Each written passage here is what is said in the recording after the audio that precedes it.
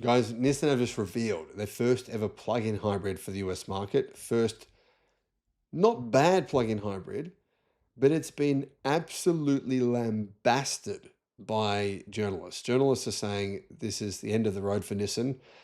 They're getting incredibly desperate to do this. And this hasn't been done for decades. What Nissan have just done is I can kind of see where journalists are coming from. I think it's actually a smart move. It makes a lot of sense, but it does look quite desperate. It looks also incredibly lazy. YouTube's new algorithm means that you're often not getting all of our videos in your feed. There's 7,500. I'm pretty sure you're probably not seeing a lot of them. In the description, there is a link to our newsletter. Click on that and you can get an update every day of all the latest news in the electric car industry. Hello, my friends. Welcome to the channel. I'm Sam Evans. You're watching the Electric Viking. And the reason why journalists, the car media, international media has been slamming Nissan for what they've just done is they've taken a Mitsubishi plug-in hybrid called the Outlander and done nothing to it. All they do is in the factory on the same production line that makes the Outlander comes off the factory line. They stick on a Nissan badge instead of a Mitsubishi badge. This is a Mitsubishi. All they do, bumpers are the same, interior is the same, software is the same, nothing is different, just the badge on the front. I mean, it's truly bizarre. So, this is going to be called the Nissan Rogue, I believe, and Nissan's best-selling vehicle is arriving as a plug-in hybrid for the first time, even though it's not a Nissan, it's a Mitsubishi. Anyway, this has more electric range, which is good, but it is the old version of the Mitsubishi Outlander. So Mitsubishi have just released a new version of this car with a bigger battery, better specs, better software. But Nissan's like, well, that one's more expensive. Is it Mitsubishi? No, we'll take the old version and we'll sell the old version to customers. And customers won't know. Most of them probably won't know. The Nissan Rogue is by far Nissan's most popular vehicle in the US, but a lack of hybrid options has meant that a lot of people aren't buying them. And to be honest, not just lack of hybrid options, it's just not that great of a car. It's falling behind technologically. A lot of people are like, well, why buy that when I can get an EV for the same price? Nissan this year has revealed the hybrid, plug-in hybrid, and as part of its comeback plans. This is what Electric says. Electric says this is part of Nissan's global comeback plan. And it's going to work, they believe. Yeah. Based on its new plug-in hybrid powertrain, the Rogue is equipped with 2 electric motors, a 20 kilowatt-hour battery, and a 2.4-litre gasoline engine, a petrol-powered engine. The new version of this from Mitsubishi has a 22.9, so a 23 kilowatt-hour battery, and it's got more power, quite a bit more power, in fact.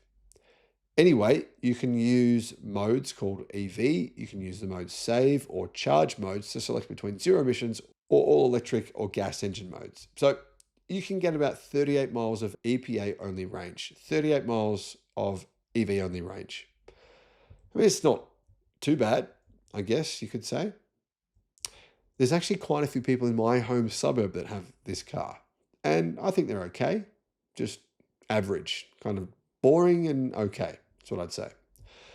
Combined with the gas engine, though, the hybrid powertrain provides 420 miles of EPA range. Not much different to a Tesla Model Y long range. Pretty much the same. The Rogue plug-in hybrid has an EPA estimated 64 miles per gallon efficiency rating, but when using the gas engine, it drops to 26 miles per gallon. With a level 2 home charger, the Rogue's battery can reach a full charge in 7.5 hours. That's very slow charging. To take 7.5 hours to charge a 20 kilowatt hour battery, to me, that's like 20-year-old technology. And to give you some context, if you're thinking to yourself, well, yeah, but hybrids take a long time to charge. No, actually they don't. You can buy a lot of models in China now that can charge at 350 kilowatt plus hybrids, meaning you could charge a 20 kilowatt battery in like a few minutes. But this takes 7.5 hours. Now, don't get me wrong. I know you can't charge the battery in these hybrids in China in a few minutes on an AC charger. Yeah, you need a DC charger for that. But still, the point is, this on AC or DC, it charges very slowly. The Rogue plug-in hybrid features Nissan's intelligent all-wheel drive as standard, delivering 248 horsepower and 332 pounds-feet of torque, says Electric. Now, I don't think Electric have any idea what they're talking about here, because this is not Nissan's intelligent all-wheel drive as standard. This is a Mitsubishi. It has nothing to do with Nissan whatsoever. The only thing it's got to do with Nissan is the badge on the front. So maybe Electric can correct their article, because I think they've just reprinted the press release from Nissan. Inside, the new 2026 Nissan Rogue PHEV has a 12.3-inch driver's display, a 9-inch touchscreen, looks okay, and wireless Apple CarPlay and Android Auto.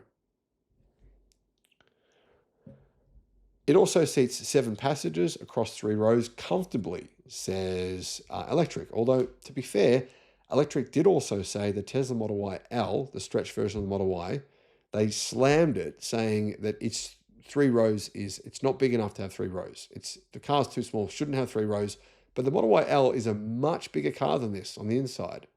So I'm not really sure why Electric say this car you can fit 3 rows comfortably, when the Model Y you can't, when the Model Y L is the much bigger vehicle. That doesn't really make any sense. Anyhow, cargo capacity is up to 64.7 cubic feet. I think that's with the rear row folded down. Nissan said you can fit 4 golf bags with the 3rd row folded. It's also tall enough to fit a mountain bike. The 2026 Nissan Rogue PHEV will be available in 2 grades. There's the SL and the Premium, and it's going to be arriving at dealerships in 2026. Now, Electric are big fans of this vehicle. They say, although 38 miles of all-electric range may not seem like much compared to most EVs nowadays that offer over 300 miles, it's more than enough for an average daily commute or running errands. Now, I should point out, guys, when the battery in this vehicle is depleted, this is a very inefficient car. So it may be true you can do 35 miles of range on the battery only, but if you drive further than that, you're basically dragging a heavy battery around with you, and your efficiency will be worse than other cars on the market that don't have a battery. So I personally don't think this car is a good idea in any way whatsoever. Anyway, Nissan said the 2026 Rogue is an important step in its electrification roadmap after pulling the Ariya electric SUV. They pulled that from the market. Nissan is banking on the upgraded 2026 Leaf and the Rogue plug-in hybrid to help it regain market share in the US. And I mean, Electric haven't mentioned at all in their article that this is actually a Mitsubishi Outlander. I'm not sure if there's some sponsorship going on here potentially, but every other car journalist website has mentioned this. Everyone else has said this is just a rebadged Outlander. This has got nothing to do with Nissan at all. It's being made in the Mitsubishi factory. It's a Mitsubishi. There's nothing about this car that's Nissan.